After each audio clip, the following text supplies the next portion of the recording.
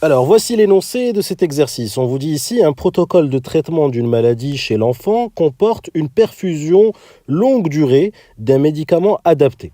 La concentration dans le sang du médicament au cours du temps est modélisée par la fonction C, définie sur l'intervalle 0 plus infini par, donc voici la fonction C qui dépend du temps. Alors on vous dit ici, on vous dit C désigne la concentration du médicament dans le sang exprimée en micromol par litre. Donc ça, c'est la concentration dans le sang exprimée en micromol par litre, la concentration du médicament. Très bien.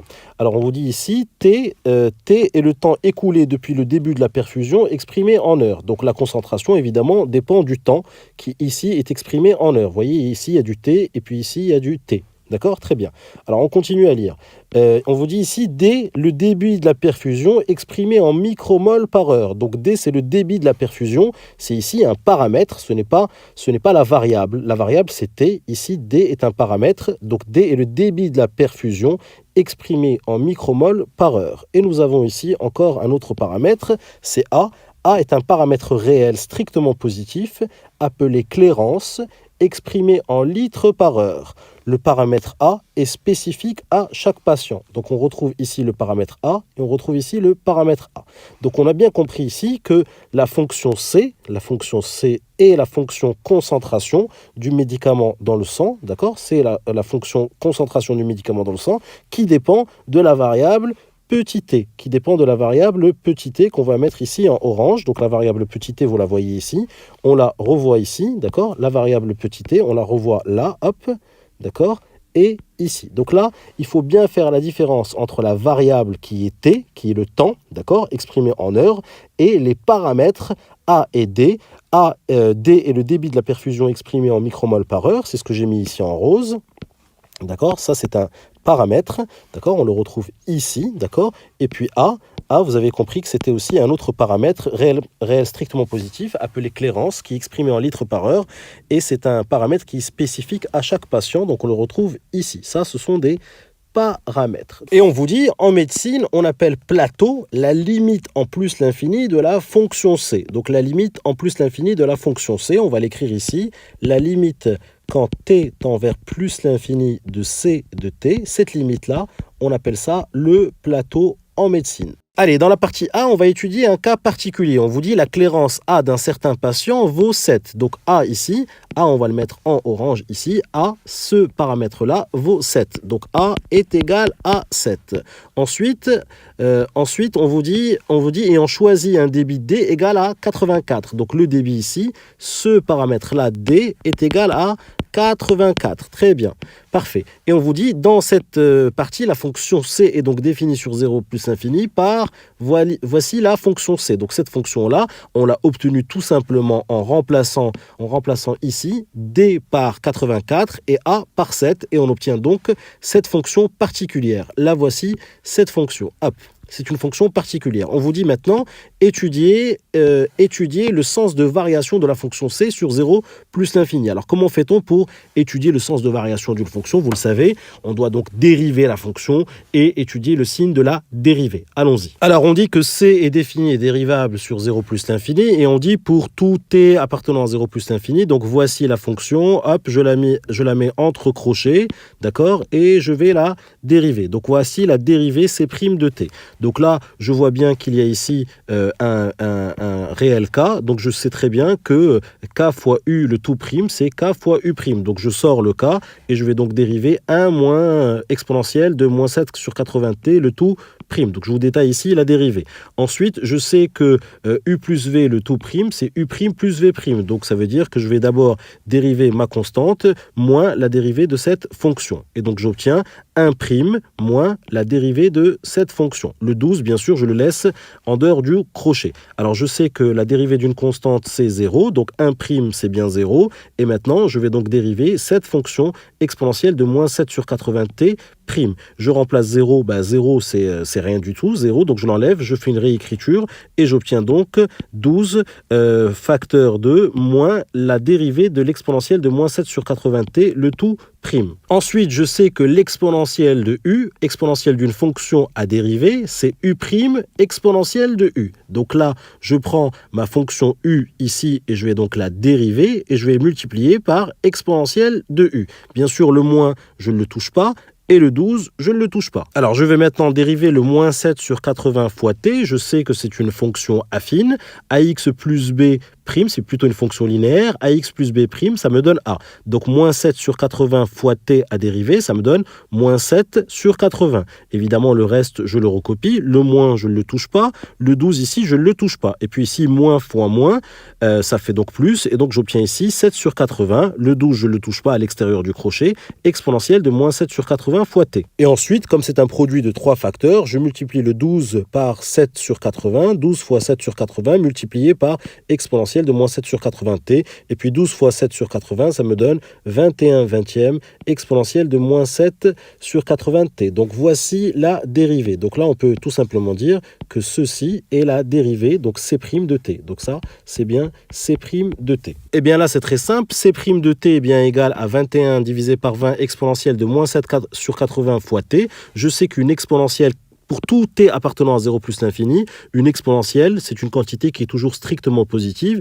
Donc si je la multiplie par 21 sur 20, qui est un nombre strictement positif, j'obtiens une quantité strictement positive. Donc ici, la dérivée est strictement positive. Je fais donc mon tableau de variation. Je suis sur 0 plus l'infini. C' de t, je viens de montrer que c'est strictement positif. Et donc, la fonction c de t est strictement croissante sur 0 plus l'infini, puisque sa dérivée est strictement positive. Et évidemment, je viens compléter ici l'image de 0. Donc là, je reprends ma fonction c de t, la voici, et je remplace ici t par 0. C'est ce que je fais ici. J'ai remplacé t par 0 et je vais tout simplement obtenir donc exponentielle de moins 7 sur 80 fois 0, c'est exponentielle de 0. Exponentielle de 0, c'est bien 1. 1 moins 1 va bien donner 0 et 12 fois 0 me donne 0. Donc ici, si vous voulez, l'image de 0, c'est bien 0 et je complète ici mon tableau de variation. C'est bien logique, la concentration dans le sang est égale à 0 puisqu'on n'a pas encore démarré la perfusion. Donc la concentration est bien égale à 0. Alors dans la question 2, on vous dit pour être efficace, le plateau doit être égal à 15. Le traitement de ce patient est-il efficace? Alors qu'est-ce que le plateau? On vous le disait dans l'énoncé, on vous disait en médecine, on appelle plateau la limite en plus l'infini de la fonction c. Et puis ici, on a une fonction particulière. Rappelez-vous, on est dans un cas particulier. Les paramètres d et a sont fixés et voici l'expression algébrique de ma fonction c de t. Donc en gros ici, on vous dit est-ce que le traitement de ce patient est-il efficace? Pour que ce soit efficace, il faut que le plateau doit être égal à 15 et on sait que le plateau, c'est la limite en plus l'infini de la fonction c. Donc en gros ici, il faut chercher la limite en plus l'infini de la fonction c et voir si c'est bien égal à 15. Allons-y. Alors on va se mettre au brouillon ici, on va faire tendre t vers plus l'infini. Donc si t ici tend vers plus l'infini, si je le multiplie par un nombre négatif, moins 7 sur 80 fois t va se mettre à tendre vers moins l'infini. Or je sais que ma fonction exponentielle, d'accord, ici au voisinage de moins l'infini, elle tend vers 0 plus. Ça veut dire quoi? Ça veut dire tout simplement que exponentielle de toute cette quantité-là va tendre vers 0. Donc ça veut dire que toute la quantité qu'il y a dans la parenthèse va tendre vers 1 moins 0, ça va donc tendre vers 1. Et donc si je multiplie par 12, ça va donc tendre vers 12, puisque 12 fois 1 va donner 12. Ici, la limite n'est pas égale à 15, donc ça veut dire qu'ici, le traitement n'est pas efficace. Allez, on va juste rédiger tout ça très rapidement. Voici donc la rédaction. On commence par dire moins 7 sur 80 fois t, quand t tend vers plus l'infini, eh bien ça tend vers moins l'infini. Et on dit que la limite de l'exponentielle d'une variable qui tend vers moins l'infini, c'est 0 plus. Donc par composé de limite, la limite de l'exponentielle de moins 7 sur 80 fois t quand t tend vers plus l'infini, c'est bien 0. Donc si je fais 1 moins une quantité qui tend vers 0, quand t tend vers plus l'infini, ça me donne bien 1. Et donc si je multiplie par 12, donc la limite de 12 fois 1 moins exponentielle de moins 7 sur 80 sur t est bien égale à 12. Donc la limite quand t tend vers plus l'infini de cette fonction concentration qui dépend du temps est égal à 12. Donc on va dire le plateau est égal à 12. Donc le traitement de ce patient n'est pas efficace. Voilà la rédaction de cette limite. Allez, on attaque ici la partie B. On vous dit ici étude de fonctions au pluriel. On vous dit ici soit f, la fonction définie sur 0 exclue plus l'infini, par f de x égale 105 sur x, facteur de 1 moins exponentielle de moins 3 sur 40x.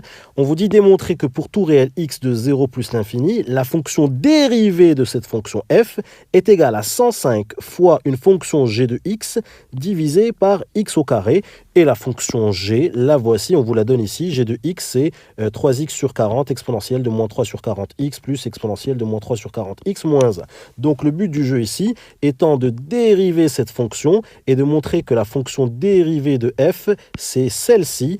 Et dans la dérivée de f, f', il y a cette fonction g, la voici. Alors allons-y, on va démontrer tout ceci. Donc voici la fonction f, je la réécris ici, je dis f est définie et dérivable sur 0 plus l'infini, je dis pour tout x appartenant à 0 plus l'infini, donc je vais dériver cette fonction. Et je vois bien ici que c'est un produit, puisque c'est 105 divisé par x multiplié par 1 moins exponentielle de moins 3, 40 sur x, donc le taux prime. Donc je dois dériver ici un produit. Je sais que la dérivée d'un produit, u fois v, le taux prime, c'est u' v plus v' u. Donc je prépare ici mon calcul. Je dis donc c'est 105 sur x prime, donc u' fois v, fois cette fonction v, plus ici v' fois u. Donc vous avez compris que ça, c'est ce que j'ai appelé la fonction u, d'accord? Et ça, c'est ce que j'ai appelé la fonction v. Donc ici, j'ai bien u', d'accord? Ici, j'ai bien v, et ici, j'ai bien plus, et ici, j'ai v' fois, et ici, j'ai bien u. Allez, je m'attaque maintenant à la dérivée de 105 sur x, donc 105 sur x'.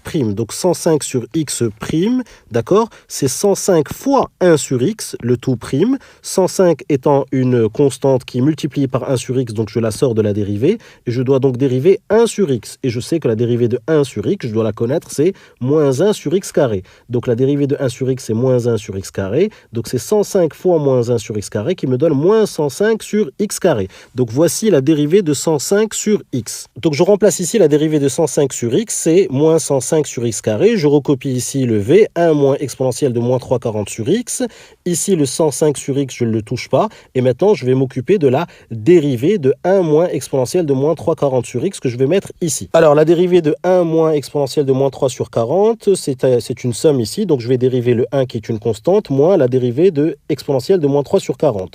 Très bien, la dérivée de 1 c'est une constante, donc c'est 0. Et puis ici, j'ai ici tout simplement, j'ai ici exponentielle de u, et je sais que exponentielle de u, le tout prime, c'est u' exponentielle de u. Donc je continue ici, donc j'écris u' ici, exponentielle de u, et je sais ici que moins 340 sur x, le tout prime, je sais que ax plus b, le tout prime, c'est bien a. Donc ici, j'obtiens moins 3 sur 40, qui est la dérivée de moins 3 sur 40 fois x. Donc le moins ici, je ne le touche pas, celui qui était à l'extérieur de la parenthèse, fois exponentielle de moins 340 sur x, et moins fois moins, ça donne plus. Donc 3 sur 40, exponentielle de moins 340 sur x. Et je vais maintenant venir recopier ça pour le mettre ici. Rappelez-vous, ça, c'est ce que je devais mettre, boum, ici. Donc, je vais le recopier tout de suite. Alors, en regardant ce que j'obtiens, je vois bien ici qu'il y a un premier terme plus un deuxième terme. Et si je regarde bien, je vois qu'il y a un facteur commun qui est 105 sur x. Donc là, vous voyez qu'il y a un 105 sur x. Et puis là, il va y avoir un 105 sur x carré. Donc, le facteur commun ici, c'est 105 sur x. Je vais donc factoriser par 105 sur x. Alors, j'obtiens 105 sur x fois ce premier facteur. Et je vois bien que ma factorisation est bonne, puisque 105 sur x fois moins 1 sur x va me donner moins 105 sur x carré. Et donc 105 sur x fois ce deuxième facteur, je vois bien ici que ma factorisation est bonne. Je vais maintenant développer ce qu'il y a à l'intérieur ici du crochet. Donc moins 1 sur x fois 1 me donne moins 1 sur x, et puis moins 1 sur x fois moins exponentielle de moins 340 sur x va me donner plus 1 sur x exponentielle de moins 340 sur x. Et puis ici, ce dernier terme ici dans le crochet, je le recopie. Et évidemment, je ne touche pas le 105 sur x qui était en facteur de tout le crochet. Alors en regardant un petit peu ce qu'on me demande d'obtenir, le f' de x, je vois bien qu'il y a un 105 qui est en facteur que j'ai bien ici, donc tout va bien. Et puis je vois qu'il y a un x au carré au dénominateur, alors que moi j'ai qu'un x. Donc je me dis comment je vais pouvoir factoriser ici encore, sortir un 1 sur x. Alors la bonne nouvelle ici, c'est que ici il y a bien un 1 sur x, vous le voyez, alors on va le mettre dans une autre couleur, on va le mettre en vert. Vous voyez ici un 1 sur x, là aussi il y a un 1 sur x, mais là il n'y a pas de 1 sur x. Donc je vais devoir faire une petite entourloupe. Alors voici la petite entourloupe. Ici je fais apparaître un 1 sur x. Comment? Eh bien en faisant tout simplement 1 sur x fois x, puisque 1 sur x fois x, ça me donne bien 1. Donc c'est pour faire apparaître ce 1 sur x ici dont j'en ai besoin pour le factoriser. D'accord? Donc ici, si vous voyez, je n'ai absolument rien changé. J'ai gardé le moins 1 sur x. Le voici. Ce moins 1 sur x, il est là. D'accord? Le plus 1 sur x exponentielle de moins 3,40 sur x, il est là. Je n'y ai pas touché. Et puis ici, j'ai tout simplement fait apparaître un 1 sur x fois x pour faire apparaître ici le 1 sur x dont je vais avoir besoin dans tous les termes, dans les trois termes ici, pour le factoriser. Donc allons-y maintenant, je l'ai fait apparaître, je vais donc le factoriser. Le voici, le 1 sur x ici dans le premier terme, le 1 sur x dans le deuxième terme et le 1 sur x dans le troisième terme. Je l'ai donc sorti ici, hop, et je l'ai mis en facteur. Le voici, le 1 sur x. Donc ici, je vais obtenir 105 sur x fois 1 sur x que j'ai donc factorisé par 1 sur x. Et puis ici, j'obtiens moins 1 plus exponentielle de moins 3,40 sur x plus 3x sur 40 exponentielle de moins 3,40x. Et j'obtiens donc 105 divisé par x carré fois tout ce crochet-là, ce crochet qui vient d'ici évidemment, c'est celui qui était à la ligne précédente. Je l'ai juste réorganisé en mettant d'abord ce premier terme ici, boum, et en mettant ensuite ce deuxième terme ici, bam, et puis en mettant le moins 1 ici. Très bien, donc j'obtiens ça, et en ouvrant les yeux, je me rends compte que ça, c'est bien le g de x de l'énoncé. Donc j'ai bien obtenu en fait que f' de x, j'ai bien obtenu que c'était 105 sur x carré fois cette fonction g de x. Donc f' de x, c'est bien 105 sur x carré fois g de x. Je peux donc écrire que f' de x, c'est bien 105 sur x carré fois g de x, et voilà la fonction g de x, et je peux écrire CQFD, ce qu'il fallait démontrer. Alors on vous dit ici, on vous donne le tableau de variation de la fonction g, le voici le tableau de variation de la fonction g, on vous dit en déduire le sens de variation de la fonction f. On ne demande pas les limites de la fonction f. Donc ici la question, attention, c'est en déduire le sens de variation de la fonction f. Donc qu'est-ce qu'il me faut pour étudier les variations de la fonction f? Il me faut étudier le signe de sa dérivée. La dérivée de la fonction f, il faut connaître son signe. Or on sait que la dérivée de la fonction f, on le sait, c'est 105 fois g de x fois x carré. Nous sommes sur l'intervalle 0 plus l'infini. Donc la bonne nouvelle ici, c'est que nous avons deux quantités. Nous avons le x carré qui est strictement positif sur cet intervalle-là, et nous avons 105 qui est une valeur strictement positive. Donc je sais déjà que 105 sur x carré, sur 0 plus l'infini, est une quantité strictement positive. Qu'en est-il de g de x? G de x, ici, on vous donne son tableau de variation. Et si vous regardez bien le tableau de variation, si on regarde bien, on voit bien ici qu'on a ici un maximum qui est égal à 0. Ça veut dire que ma fonction sur 0 plus l'infini, elle est négative. En regardant le tableau de variation, je vois bien ici que la fonction g de x sur l'intervalle 0 plus l'infini, je vois bien en regardant son tableau de variation qu'elle est négative. Donc on va pouvoir très facilement déterminer le signe de f' de x. Il ne fallait pas se laisser impressionner par cette question, c'était pas très compliqué, il fallait juste se concentrer. Voilà donc le résumé de ce que je vous racontais ici dans un tableau de variation. 105 sur x carré est une quantité strictement positive sur l'intervalle 0 plus l'infini, 0 exclu, vous voyez ici qu'il y a une double barre. G de x, je viens de vous expliquer qu'en regardant son tableau de variation, on voyait bien que c'était strictement négatif puisque la fonction g admet un maximum qui est égal à 0 en 0, qu'elle est strictement décroissante, donc je peux en déduire très facilement que la fonction g est strictement négative sur l'intervalle 0 exclu plus l'infini. Donc la fonction g est strictement négative, donc du coup f' de x, qui n'est rien d'autre que 105 sur x carré fois g de x, est une fonction dérivée strictement négative, et donc la fonction f est strictement décroissante sur cet intervalle. La fonction f est donc strictement décroissante sur l'intervalle 0 exclu plus l'infini. l'infini. Et dans la question, on vous disait que c'était pas la peine de chercher les limites quand x tend vers 0 et quand x tend vers plus l'infini. On vous demande pas les limites, on vous demandait juste les variations de cette fonction. Donc voilà pour cette question. Allez, on attaque ici la question numéro 3. On vous dit montrer que l'équation f de x égale 5,9 admet une unique solution sur l'intervalle 1, 80. En déduire que cette équation admet une unique solution sur l'intervalle 0 plus l'infini, donner une valeur approchée de cette solution au dixième près. Donc là, évidemment, quand on est bien entraîné, ça sent à plein nez le théorème des valeurs intermédiaires et plutôt le corollaire du théorème des valeurs intermédiaires. Donc ici, on voit que la fonction est strictement décroissante, on sait qu'elle est continue, d'accord? Elle est strictement décroissante. Donc si on réfléchit bien, on se dit, bon ben, quand est-ce qu'elle passe par 5,9? Il suffit de montrer que l'image de 1 ici qu'on va calculer est supérieure à 5,9 et l'image de 80 ici qu'on va calculer ici, on va montrer qu'il est inférieur à 5,9. Allons-y. Alors voici l'expression algébrique de f de x, c'est 105 divisé par x, facteur de 1 moins exponentielle de moins 340 sur x.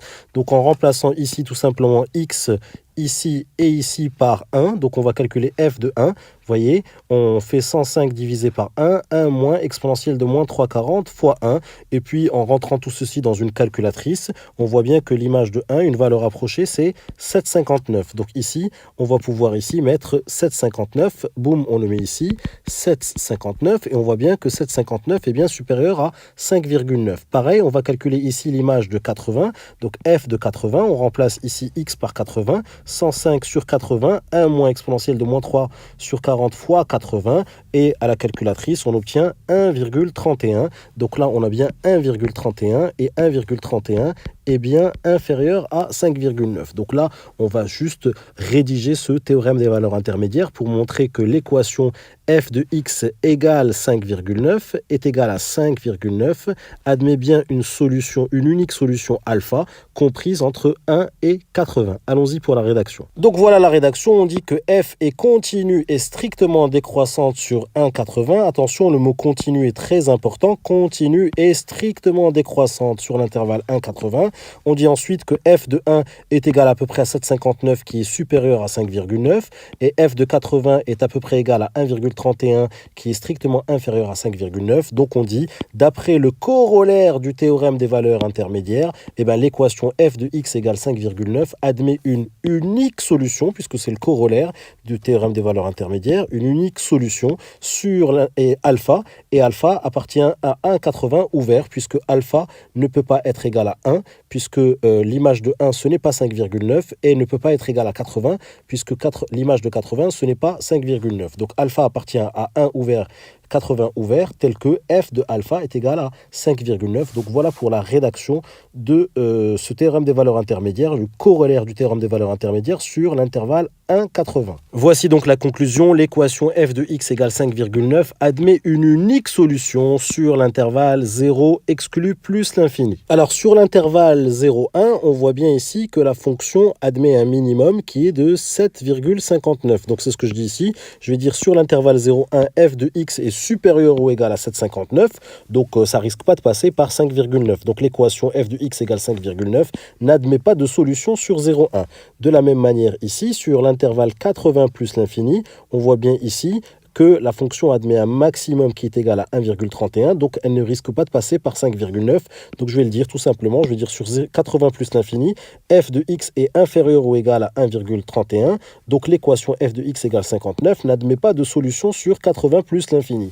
Donc cela, c'est ce qui justifie que l'équation f de x égale 5,9 admet une unique solution sur 0 plus l'infini, on va écrire ça. Voici donc la conclusion, l'équation f de x égale 5,9 admet une unique solution sur l'intervalle 0 exclu plus l'infini. Alors après, on nous demande d'encadrer la solution alpha à 10 moins 1 près. Donc là, ce qu'il faut faire très simplement, c'est de programmer votre fonction à la calculatrice et puis d'observer les valeurs, comment elles évoluent. Donc là, regardez, ici, j'ai mis un tableau x, f de x et puis j'ai programmé ici avec un pas de 1. D'accord? Avec un pas de 1. Donc à chaque fois, j'ajoute plus 1 et puis je vais regarder où c'est que ça passe par 5,9. Donc si je regarde bien, hop, je regarde, et puis je me rends compte qu'entre 7 et 8, vous voyez, l'image de 7, c'est 6,13.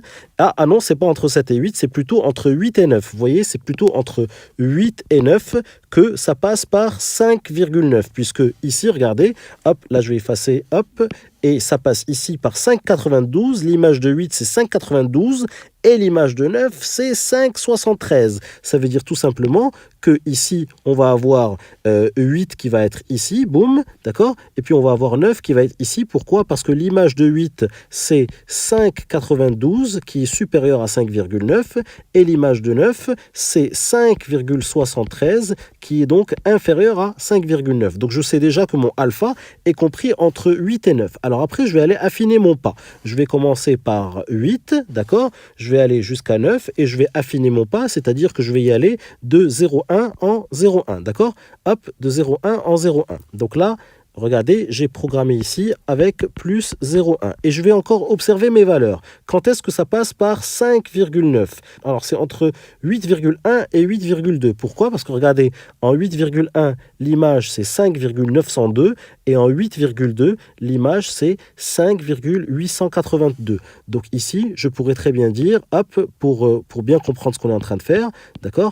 Hop, hop, hop, hop, j'enlève ça et je me dis, eh bien ici, ça passe par, donc en 8,1, l'image de 8,1, c'est 5,902 qui est supérieur à 5,9 et en 8,2, l'image, c'est 5,882 qui est bien inférieur à 5,9. Donc là, je sais déjà que alpha va être compris entre 8,1 et 8,2. Donc évidemment, j'aurais pu encore affiner mon pas si on me demandait à 10-2 près, j'aurais pu encore affiner mon pas de 0,01. D'accord? Bon, ici, je le fais même si on ne vous l'a pas demandé.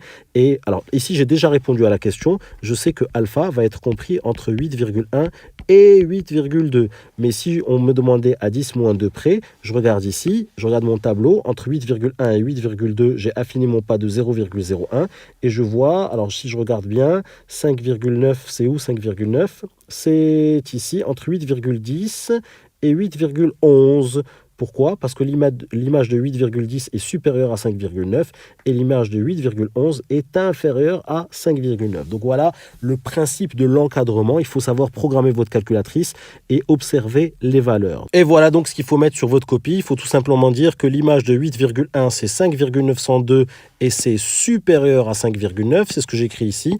F de 8,1 est égal à 5,902, c'est supérieur à 5,9. Et puis vous dites que F de 8,2, c'est 5,882, c'est ce que j'ai écrit ici, qui est inférieur à 5,9. C'est ce qui justifie que alpha est compris entre 8,1 et 8,2. Allez, on attaque ici la partie C. On vous dit, partie C, détermination d'un traitement adéquat. Le but de cette partie est de déterminer pour un patient donné la valeur du débit de la perfusion qui permettent au traitement d'être efficace, c'est-à-dire au plateau d'être égal à 15. Au préalable, il faut pouvoir déterminer la clairance de ce patient. À cette fin, on règle provisoirement le débit D à 105. Avant de calculer le débit qui rende le traitement efficace, on rappelle que la fonction C est définie sur l'intervalle 0 plus l'infini par, on vous redonne ici l'expression algébrique de la fonction C qui dépend de T. On cherche à déterminer la clairance d'un patient.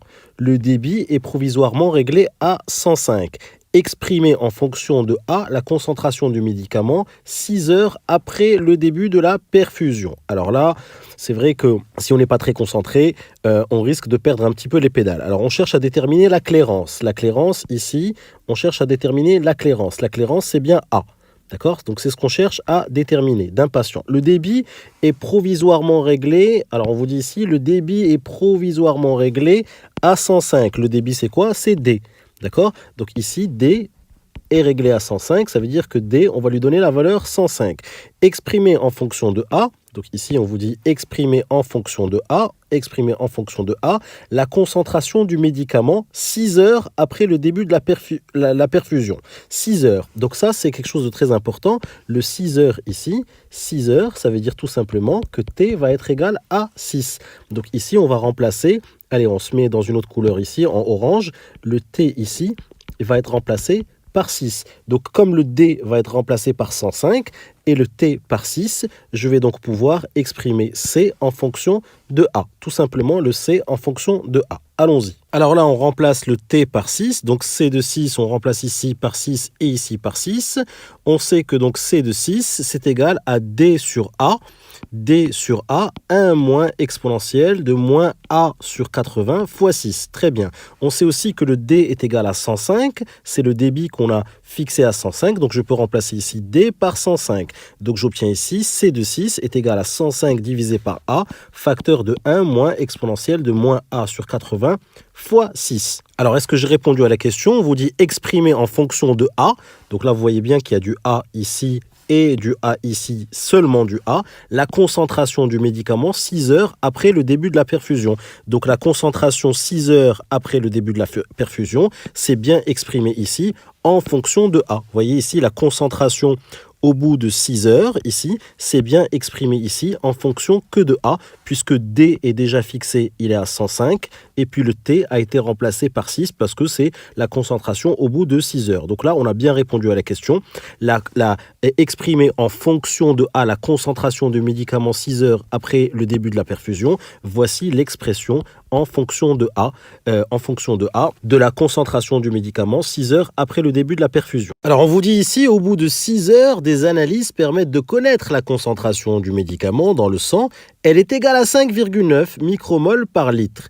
Déterminer une valeur approchée au dixième de litre par heure de la clairance de ce patient. Donc on cherche la clairance de ce patient et on vous dit ici que la concentration ici a été mesurée au bout de 6 heures et qu'on a trouvé 5,9 micromoles par litre. Rappelez-vous, dans la question précédente, nous avions exprimé la concentration au bout de 6 heures en fonction de A. D'accord? Donc ici, on vient de mesurer cette concentration et on a trouvé 5,9, c'est-à-dire qu'on se retrouve ici avec une équation 5,9 est égal à 105 sur A, facteur de 1 moins exponentielle de moins A sur 80 fois 6. Donc c'est une équation où ici, l'inconnu ici, c'est A.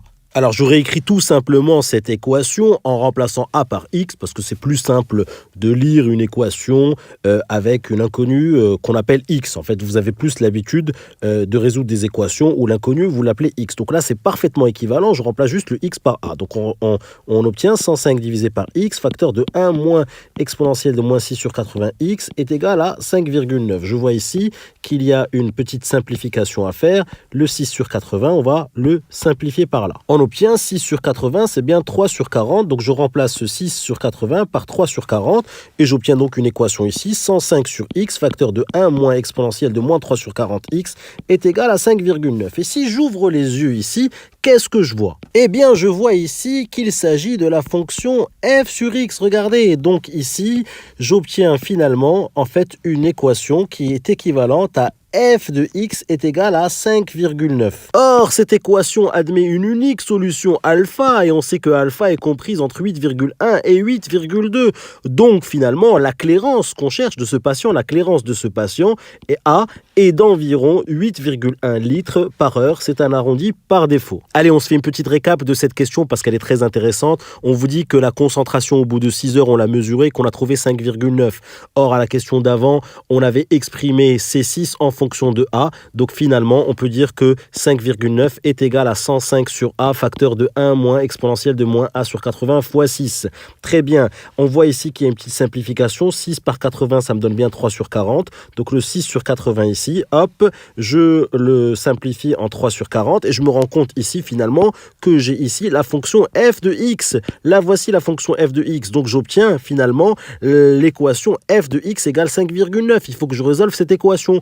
Or, je sais que cette équation admet une unique solution alpha et que alpha est comprise entre 8,1 et 8,2. Donc, finalement, la clairance de ce patient que je cherche ici de manière expérimentale, la clairance de ce patient est d'environ 8,1 litres par heure. Donc, voilà une super question. Dernière question de cet exercice très intéressant. On vous dit ici déterminer la valeur du débit D de la perfusion garantissant l'efficacité du traitement. Rappelez-vous, le traitement est efficace quand le plateau est égal à 15, c'est-à-dire que la limite quand t tend vers plus l'infini de la fonction c de t est égal à 15. C'est ce que j'écris ici. Le traitement est efficace quand le plateau est égal à 15, c'est-à-dire quand la limite quand t tend vers plus l'infini de ma fonction c de t est égale à 15. Or, quand t tend vers plus l'infini, d'accord, A est un nombre strictement positif, donc A sur 80 fois T va aussi tendre vers plus l'infini. Avec un moins, ça va tendre vers moins l'infini. Exponentielle d'une quantité qui tend vers moins l'infini, ça va tendre vers 0. Donc cette parenthèse-là va tendre vers 1. Donc en fait, la limite, ça va être D sur A. Bon, c'est ce que j'écris. J'écris or, la limite quand T tend vers plus l'infini de C de T, c'est bien D sur A. Et je veux que cette limite-là soit égale à 15. Donc, il faut résoudre D sur A est égal à 15. Or, pour ce patient, rappelez-vous, A, la clairance, était environ égal à 8,1. On l'a déterminé à la question d'avant. Donc, finalement, on va remplacer ici A par 8,1. Et donc, il faudra résoudre D divisé par 8,1 égale 15. Et en faisant le produit en croix, on obtient D est égal à 15 fois 8,1. Et 15 fois 8,1 me donne 121,5. Donc ici, le débit devra être réglé à 121,5 micromoles par heure pour que le traitement soit efficace. Voilà pour cette dernière question. Et si tu as aimé cette vidéo, n'oublie pas d'aller consulter tous les liens que je t'ai mis en description. Très important, je t'ai mis plein de liens dont tu risques d'avoir besoin. Donc n'oublie pas d'aller les consulter en description. Et puis bien sûr, si tu as aimé cette vidéo, abonne-toi à ma chaîne. Et puis si tu veux vraiment me faire plaisir, lâche-moi un petit commentaire ou mets-moi un petit pouce bleu. Ça me fera toujours hyper plaisir. Merci à toi.